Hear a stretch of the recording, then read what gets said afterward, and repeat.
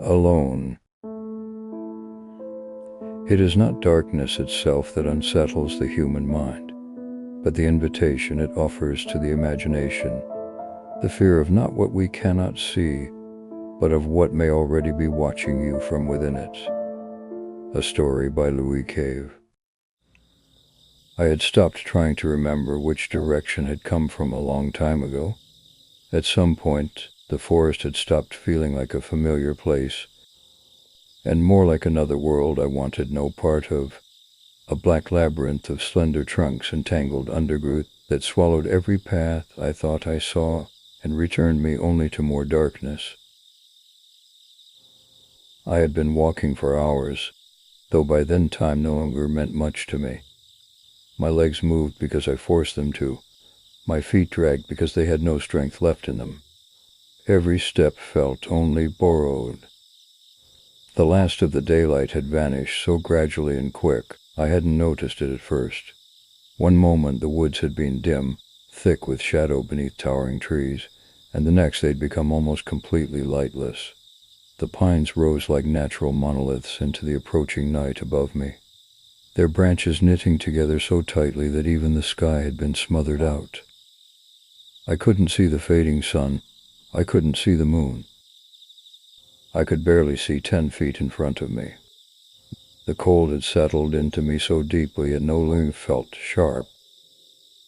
It had basically become a numb, creeping heaviness in my fingers, my face, and my knees. My coat had done little to dispel it. The damp air clung to me, and every breath I drew felt thin and bitter in my chest. Branches scraped my arms as I stumbled past them. Roots caught my boots. More than once I nearly went down, and each time I had to stop myself with a hand against a trunk, standing there in the dark, panting like a dog. I remember thinking very clearly that if I didn't find somewhere to stop soon, I was going to collapse right there into the dirt and simply never get back up.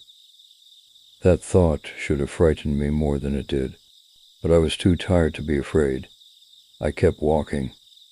Then, through the trees, I saw it. At first I thought it was a trick of my eyes, another lie born from my exhaustion.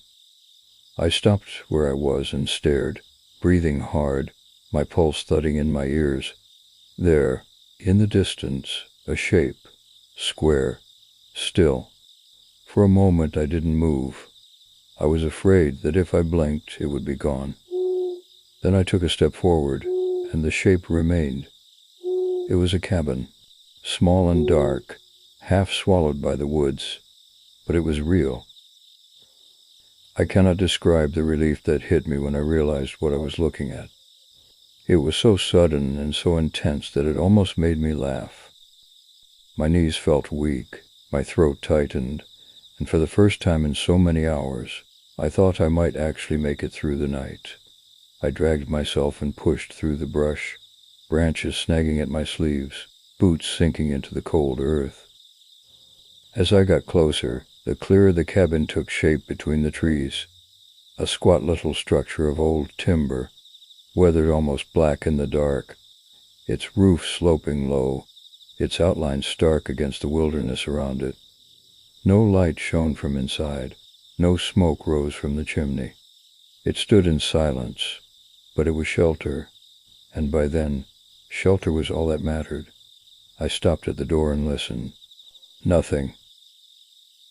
Not the scrape of a chair, not the shift of floorboards, not even the muffled suggestion of someone sleeping inside. The silence on the other side of the door was so complete, it felt less like the absence of sound and more like trying to listen to what's inside a coffin. I raised a hand and knocked him anyway out of common courtesy. The sound seemed ominously loud in the silence of the woods. "Hello?"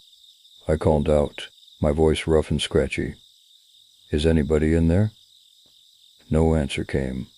I waited, straining to hear something, anything, but the only sound was the faint rustle of trees behind me and the dull thud of my own pulse in my ears. I knocked again, harder this time. "Hello?" Again, nothing. For a moment I stood there with my hand on the latch. hesitating. Some part of me, bold though it was by exhaustion, knew there was something strange about finding a place like that in the nowhere, tucked so deep in the woods that I could barely believe I'd stumbled upon it at all. A cabin should have felt like salvation. Instead, standing there in the dark, it felt like an answer to a question I didn't remember asking. But my body had already made the decision for me. I pressed the latch down. The door swung inward at once, giving way so easily that I nearly stumbled with it. A breath of cold, stale air drifted out from the darkness inside, air that smelled faintly of old timber, damp cloth, and something else I couldn't quite place. I stepped over the threshold and paused. The cabin was almost entirely dark, but not completely. Enough moonlight slipped in from somewhere to give the room shape in fragments. Pale beams of dim silver across the floorboards, catching the edges of furniture, outlining the rough interior walls in broken angles of light and shadow. There was just one room. There was a narrow bed tucked into the far corner, its frame simple and new, a thin blanket draped over it. What struck me at once was how ordinary it looked. I'd expected stains, or some sign it had been abandoned for a while, but it was nothing like that. The pillow was slightly sunken in the middle, as if someone had once used it often. The bed didn't look old. It didn't look neglected. It looked waiting, enticing. There were only a few other pieces of furniture in the room. A chair sat at an odd angle near the wheel, not facing the table beside it, but turned half away, as if it had been left in the middle of being moved. A narrow cupboard standing too close to the door. A small side table near the foot of the bed, but not near enough to be useful. None of it made sense in the way it was arranged. Nothing was where it should have been. It was as if someone had tried to make the room resemble a place people lived in and had forgotten all the details they used, but not quite right. Or perhaps they were in a hurry to leave. I thought not much of it. I didn't care. My eyes moved over the walls in the dark, taking no more than shapes. There were darker patches there, broad and rectangular in places, as though things hung from the wood, or her pictures, I assumed, but I hardly gave it a second thought. Plenty of cabins had old family pictures or portraits, didn't they? I was way too tired to even think about it, too tired to think about anything. I set my bag by the bed and sat on the edge of the mattress. It dipped under my weight with a soft creak, the sound startling in the silence. The cold in my legs throbbed, my shoulders ached, my hands trembled faintly, whether from exhaustion or the night air, I couldn't tell. I should have checked the rest of the room more carefully. I know that now. But all I could see was the bed. I pulled off my boots and lay back without even bothering to take off my coat. The mattress was thin, but after hours in the woods it felt impossibly soft. For a few seconds I simply lay there, breathing hard, staring up into the dark rafters overhead. From somewhere to my left, a long shaft of moonlight stretched across the room and spilled in a pale strip over the floorboards, reaching almost to the foot of the bed. I remember thinking I ought to get up and shut whatever curtain had been left open. I remember feeling the room strangely exposed for such a small place.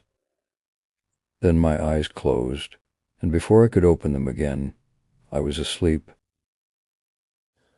I don't know how long had passed until I woke with a newfound certainty that I was not alone.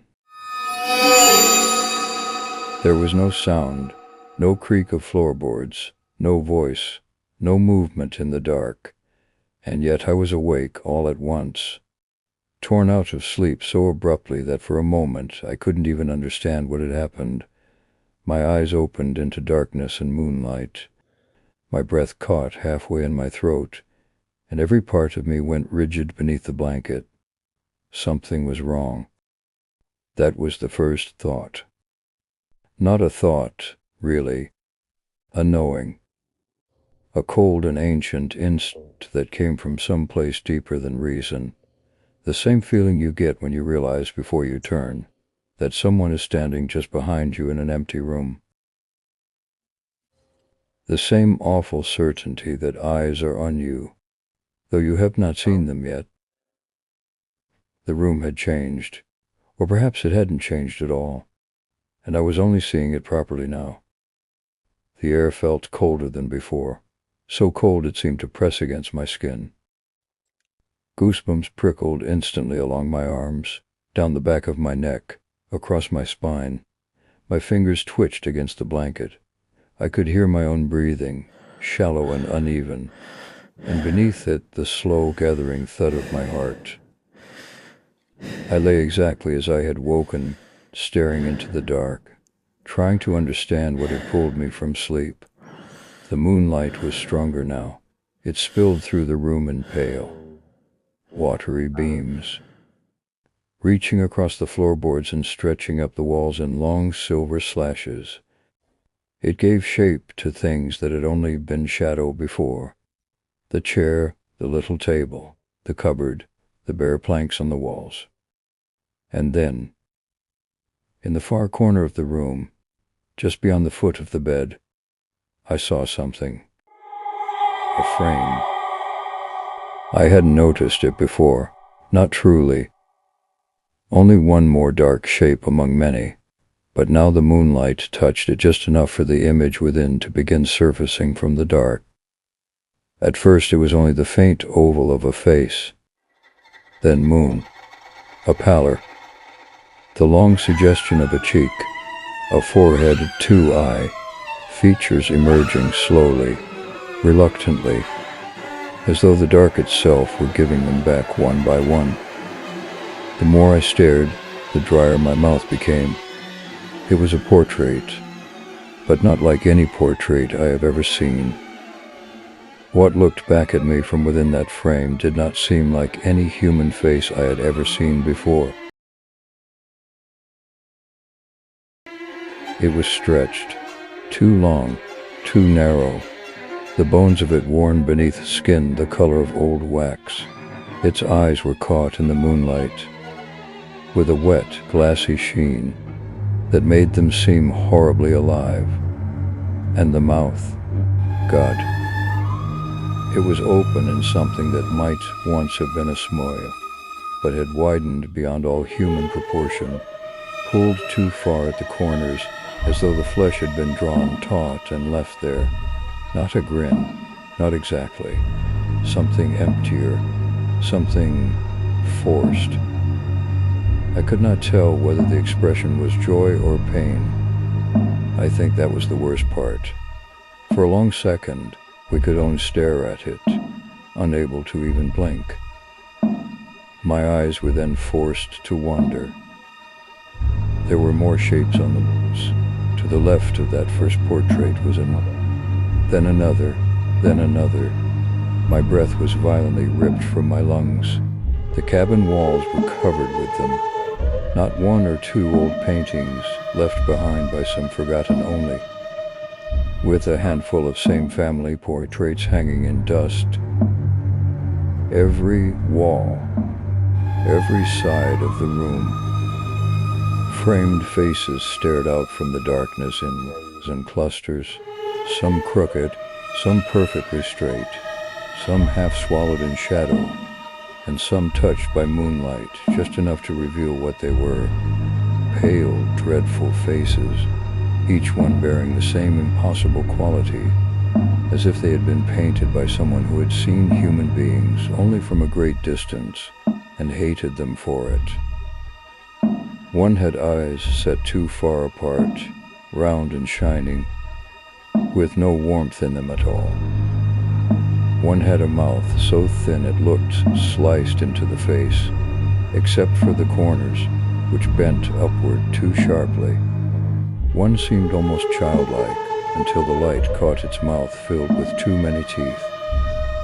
One had no visible expression whatsoever, only a blankness so profound it felt obscene. All of them, Every last one seemed to be looking directly at me. My heart began hammering so violently I was worried it would give out, and to be honest, I hoped it would. I was a prisoner within my own flesh. The blankets had tangled around my legs. My hands were shaking. I could feel my pulse pounding in my throat, at my temples, in the back of my eyes. I told myself they were only paintings, only portraits, just a canvas and wood and old paint. But the more I looked, the less certain I became. There was something intolerably real about them. It was in the eyes. I was so sure they were staring at me. And I am confident, even some of their faces started to change, smiling even wider. Even in the dimness, I had the hideous impression that if I leaned forward, I would actually hear them breathing. No matter where I looked, I found a new, and another, and another. The room had felt empty when I entered. Now, it felt impossibly crowded. Not with bodies, with attention. I became horribly aware then of the position of the bed, shoved into the corner of the room, boxed in by walls on either side. There was nowhere to look that did not meet a face. I felt as though I had laid myself down in the center of some private gallery of nightmares, surrounded by the damned. My breathing was coming too fast. It was impossible to fill my lungs up for a full breath. I should have run. I know I should have. I should have taken my things and run straight back into the woods if I had to, but terror has a way of making cowards of the body. I lay frozen on that bed for I don't know how long, unable to move, staring from one hideous face to the next, each one more horrific than the last, until my own mind began to turn against me. Because after a while, whether it was seconds or minutes, I still cannot say, I became certain of something far worse. I could have sworn they were getting closer. And not just closer, their forms were becoming more defined, almost as if they were starting to crawl out of the portraits. Before any more of this horror could plague my mind, at some point, though I cannot remember when, I somehow drifted back to sleep. I only remember the terror. Then, bird song, soft at first, somewhere beyond the edges of sleep and warmth. A narrow beam of sunlight lay across my face when I opened my eyes, and for a moment I did not move. I only lay there, breathing, listening to the morning, feeling the awful weight of the night begin at last to lift from my chest. I was alive. The room was still, ordinary. A long, shaking breath escaped me. Then I noticed there was more than a beam of light. I frowned. One lay across the foot of the bed. Another touched the opposite wall. Slowly, I sat up and looked around. The wall beside me wasn't just a flat wall. It had windows. So was the one opposite, and the one beside the door. Every place where, in the moonlight, I had seen a horrific portrait, there was only glass. I sat frozen on the bed, staring at all the empty windows around me, my goosebumps returning with a vengeance.